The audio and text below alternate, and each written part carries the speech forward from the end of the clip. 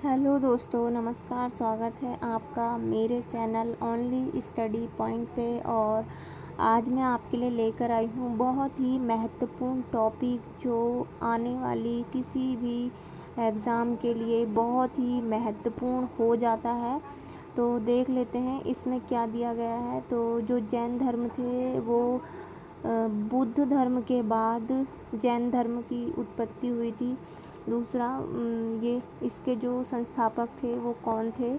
तो वो थे ऋषभदेव। जैन धर्म के संस्थापक कौन थे? ऋषभदेव। जैन धर्म के प्रथम तीर्थंकर जो थे वो भी ऋषभदेव थे। जैन धर्म पार्श्वनाथ मुख्यतः किससे संबंधित थे? तो वाराणसी से संबंधित थे। फिर महावीर स्वामी का जन्म जो हुआ था वो कहाँ हुआ था? कुंडल ग्राम में हुआ था। ठीक है, उसके बाद हम आगे देखेंगे इसी में। फिर देखते हैं कि जो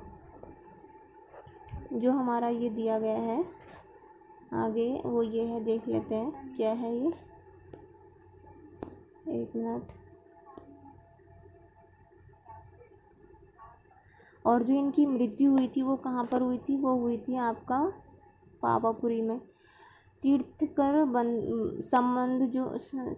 शब्द जो है संबंधित वो भी जैन धर्म से संबंधित है।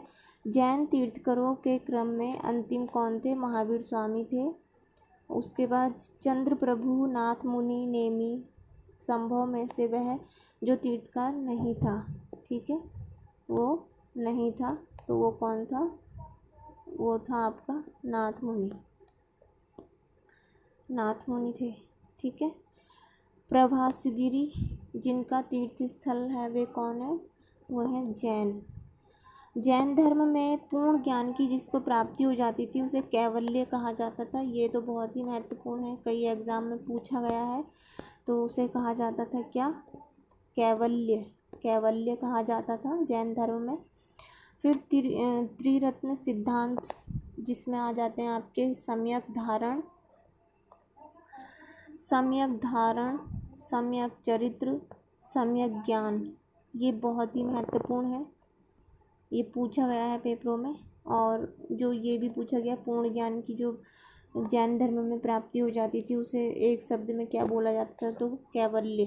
ठीक है, फिर आगे देखेंगे क्या है इसमें। फिर उसके बाद ये हो गया हमारा। फिर अणुव्रत सिद्धांत का प्रतिपादन किया था किसने? जैन धर्म ने किया था। स्यादवाद सिद्धांत भी जैन धर्म से संबंधित है। जैन दर्शन के अनुसार सृष्टि की रचना एवं पालन पोषण सार्वभौमिक विधान से हुआ है। फिर आगे देखेंगे तो अनेकांतवाद, बौद्ध मत, जैन मत और आपका